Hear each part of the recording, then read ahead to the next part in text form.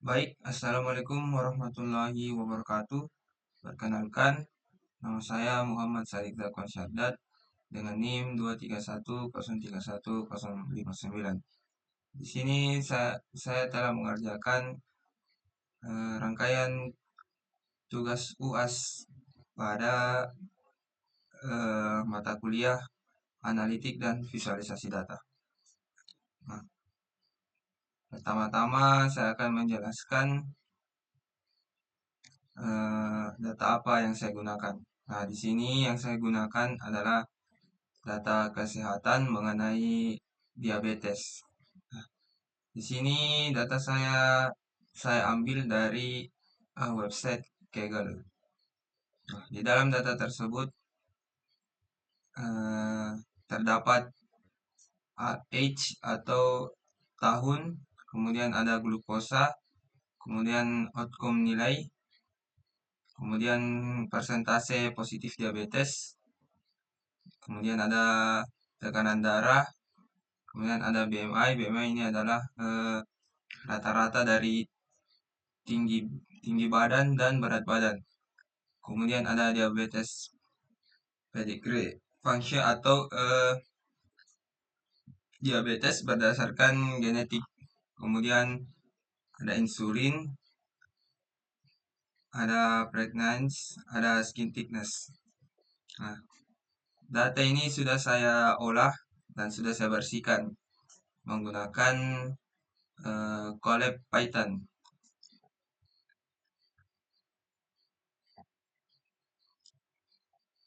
Nah, yang pertama ada KPA total pasien. Nah, di sini saya ambil dari count outcome. Outcome itu sendiri adalah jumlah keseluruhan pasien. Kemudian yang kedua ada KPA average glukosa atau nilai rata-rata glukosa.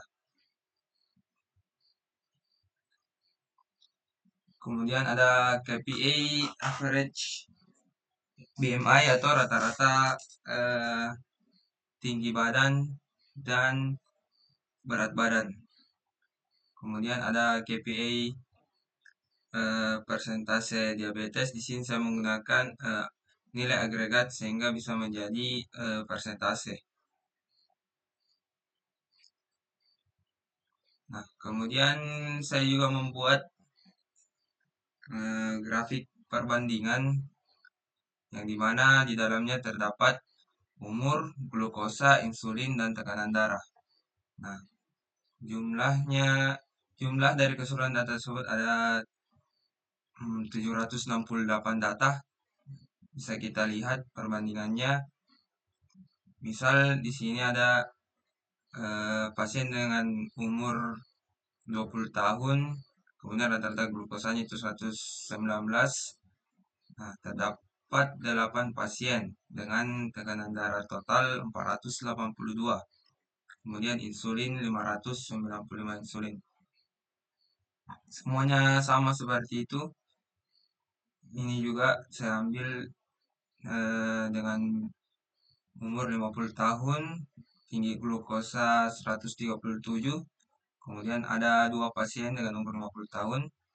Kemudian tekanan darah kisaran dengan jumlah 145 dan insulinnya 0. Kemudian pada worksheet selanjutnya itu perbandingan berdasarkan umur. Nah, di sini bisa kita lihat ada tabel negatif dan positif. Nah, tabel pada tabel negatif ini jumlah keseluruhan pasien dengan negatif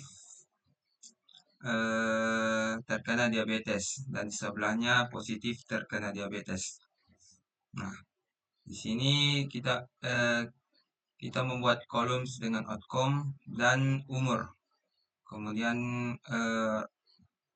rounds-nya itu count atau total outcome-nya.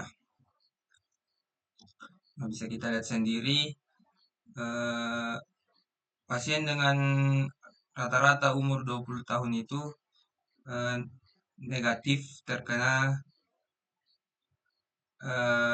diabetes.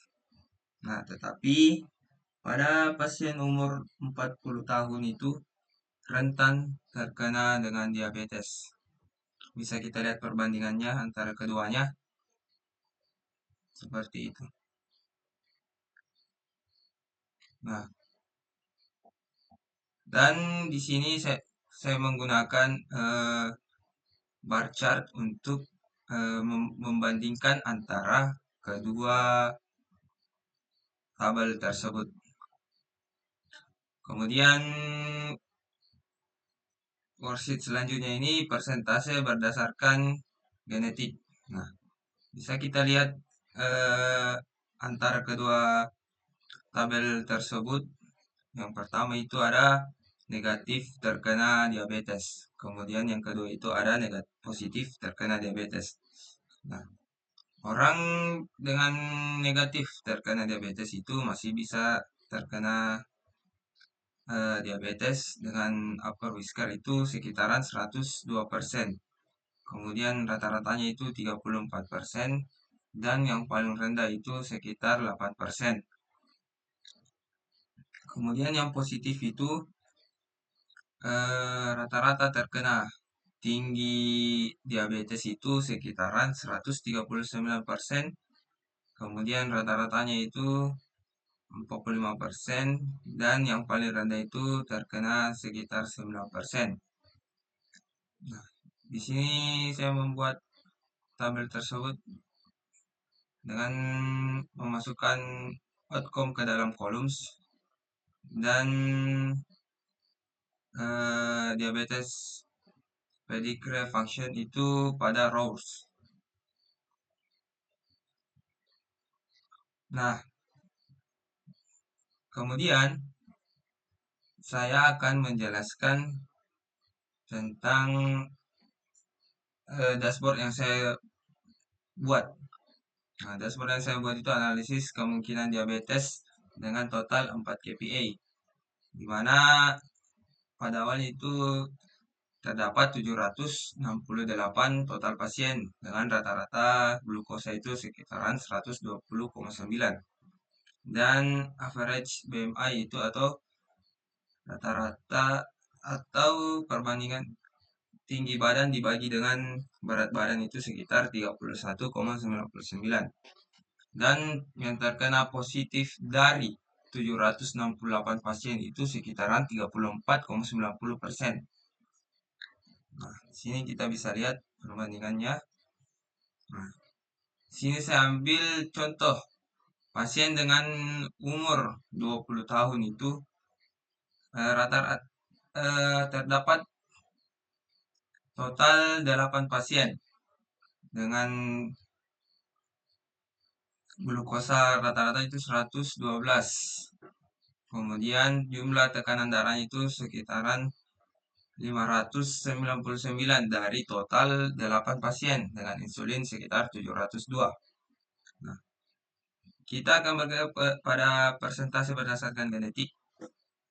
Nah, jadi dari 8 pasien itu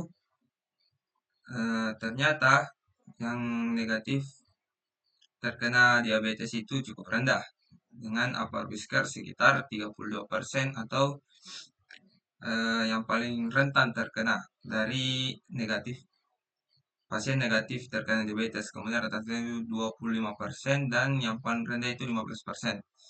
Nah, terdapat juga pasien positif dari total 8 pasien itu dengan diabetes predictor function itu sekitar 20%.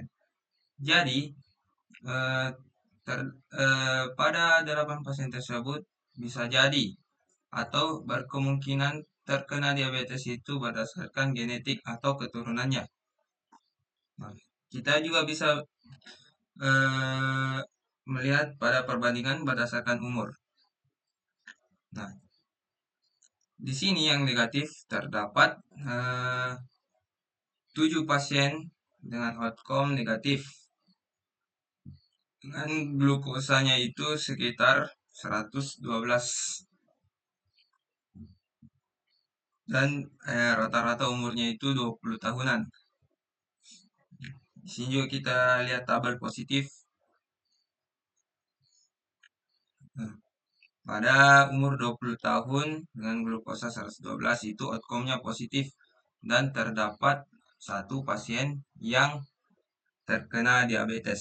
Nah, jadi eh, ter- berdasarkan tabel ini kita bisa simpulkan bahwa dari 8 pasien ada satu pasien yang positif terkena diabetes.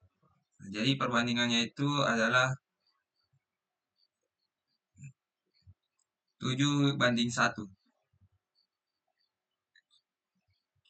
Kemudian bisa kita lihat juga pada KPI di atas itu yang positif dari 8 pasien yang yang terkena diabetes itu ada 12,50%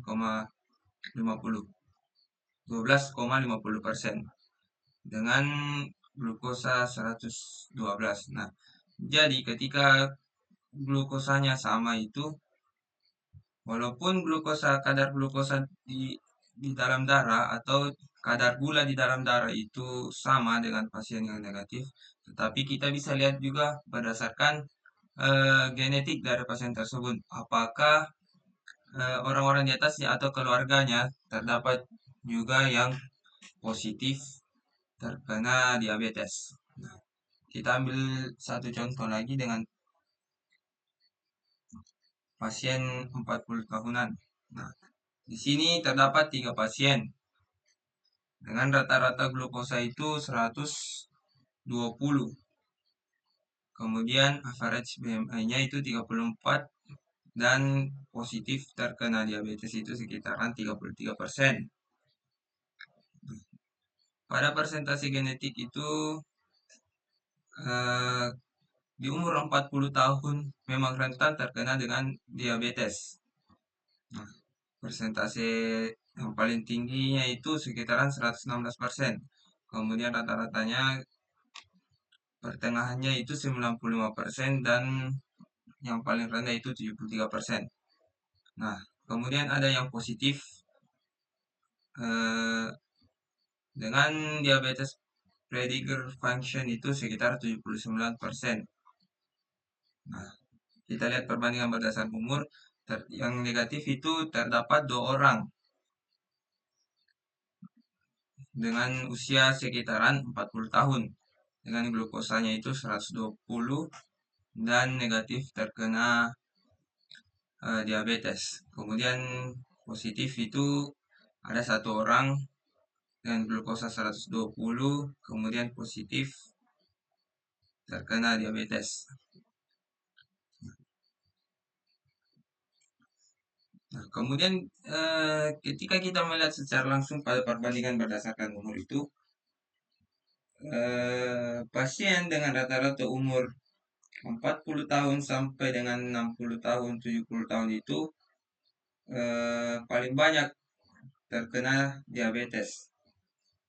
Tidak menutup kemungkinan juga di zaman sekarang itu orang-orang dengan usia 20 tahun, 30 tahun masih rentan terkena dengan diabetes.